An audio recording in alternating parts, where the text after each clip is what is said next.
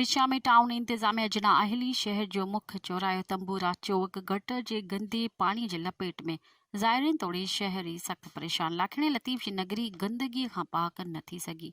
शहर जो मुख्य चौरायो तंबूरा चौक गटर जी सफ़ाई न थियण करे गटरनि जे उथलण सबब गंदे पानी जे लपेट में अची वियो।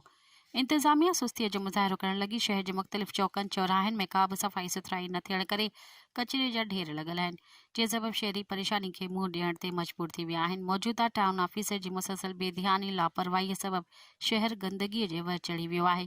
अहिड़े अमल ते सियासी समाजी अॻवाननि ऐं शहरी वज़ीर आला Sindh commissioner Hyderabad deputy commissioner मटियारे खां मुतालबो कयो आहे त नाअहल सुस्त टाउन ऑफिसर खे हटाए ईमानदार टाउन ऑफिसर मुक़ररु करे शहर खे गंदगीअ खां बचायो वञे।